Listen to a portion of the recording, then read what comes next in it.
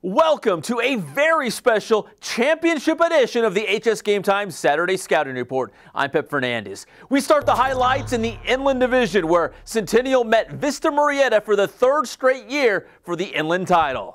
The Broncos are the defending champions in this division. Here they come walking out of the tunnel. The Huskies won the title 2 years ago in 2010. The two schools have met 3 years in a row. First quarter, it's quarterback Nick Stevens to Darius Jeter down the sideline and in for the touchdown. Broncos on top 7-zip. Now we move to the second quarter, and Centennial gets on the board. Quarterback Robert Weber calls his own number, takes this one to the paint, and we're all even at 7 apiece. Later in the second quarter, Vista Murrieta in the red zone. They give the ball to Keyshawn Holmes.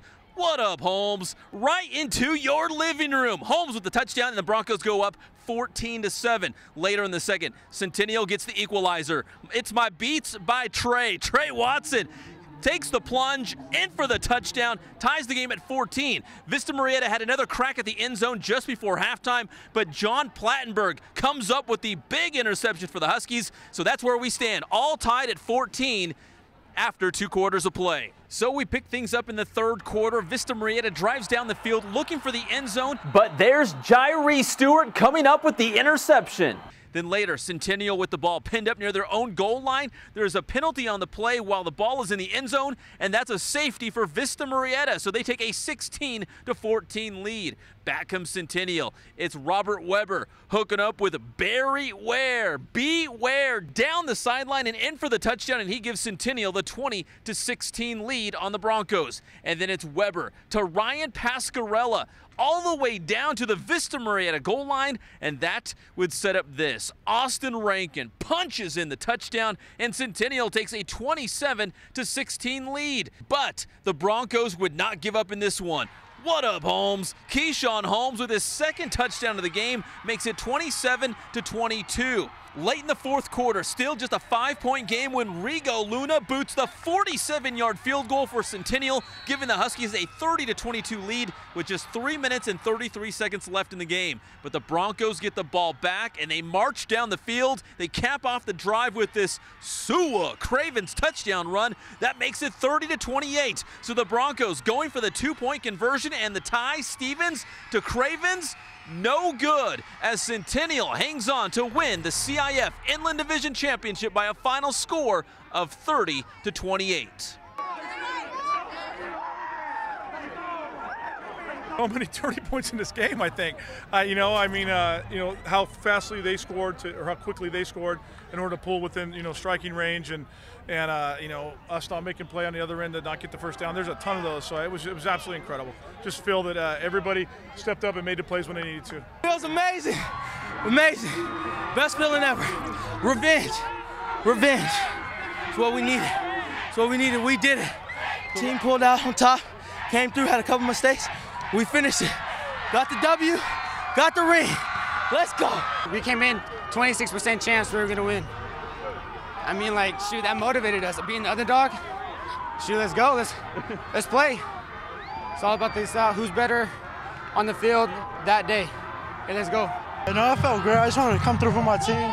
We worked too hard to fall short again this year, so I just wanted to come through. So, Pep, who did you pick to win the game?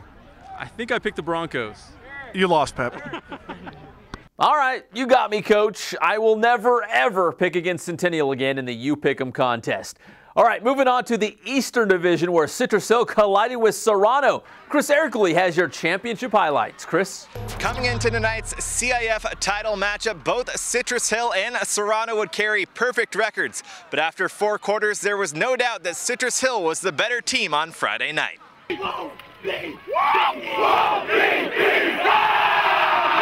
Citrus Hill would be fired up playing on their home turf. Hawks would be on the board first as Bryant Aguilera nails the field goal for Citrus Hill to give them the early 3-0 lead. Citrus Hill offense simply too powerful to be held to field goals for long. Still in the first quarter, it's their money man in the backfield, P.J. Walker, punching it in for the score from 5 yards out, and the Hawks take a 10-0 lead. Serrano looking to cut into the Citrus lead with a field goal, but the snap would go wild, and it would be all downhill for Serrano from there. Citrus Hill cashing in. Trevor Hodge drops off the quick pass to KJ Young. And as usual, Young is off to the races. Shaking defenders for the 40-yard touchdown score.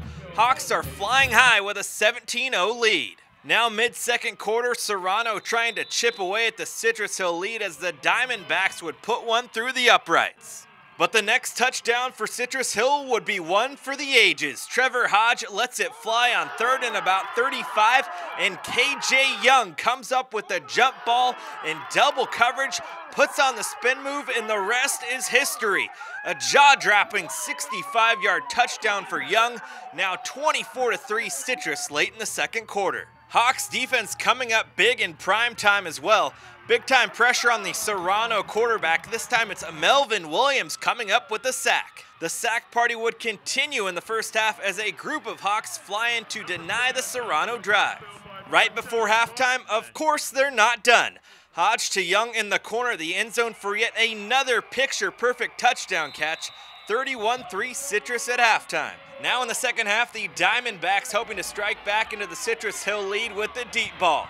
Daniel Epperson lets it fly to Cade Trapia. He's open for the Serrano touchdown. But Citrus would simply not be denied. Late in the third quarter, it's Trevor Hodge taken off out of the pocket and down the sideline for the 35-yard pickup. Now we switch sides of the field for the start of the fourth quarter, and it's P.J. Walker flying in for his second TD of the game.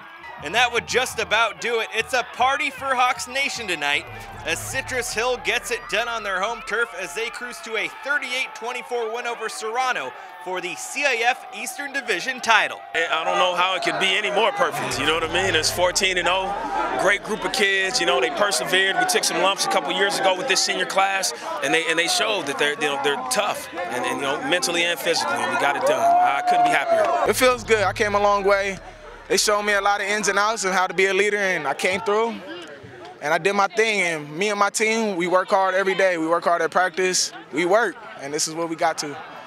It was a great night overall. I mean, we came in preparing hard. We were working hard all week. I mean, we've been doing our film. We've been studying, and we came out and executed. That was the most important part. Came out and executed. Thanks, Chris. Now moving on to the East Valley Division, where Rim of the World took on Ontario Christian at Citrus Valley High School in Redlands. The bad weather up in the mountains prompting the change of venue for this title game. Early on, quarterback Craig Brunsma for Ontario Christian connects with Blake Manning on a 39-yard touchdown pass in the first quarter to open up the scoring in this one. Then it's the Fighting Scots fighting back. Chase Bodar, the big fullback, goes in from 1 yard out, get in there, ties the score at 7 apiece.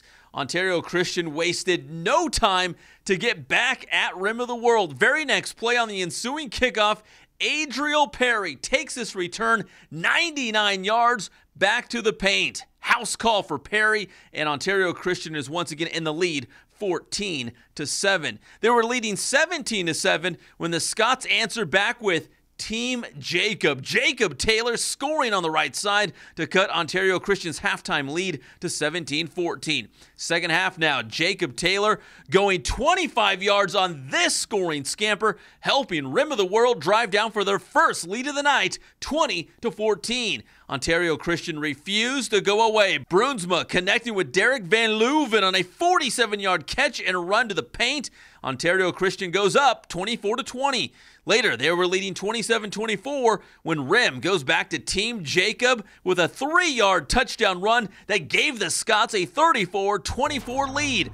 Rim of the World is your East Valley Division champion, 34-31. And the championship action continues on Saturday as the Rancho Verde, the defending champion in the Central Division, goes up against Kaiser for the title. We'll have those highlights right here on HS Game Time. I'm Pep Fernandez with the Saturday Scouting Reports.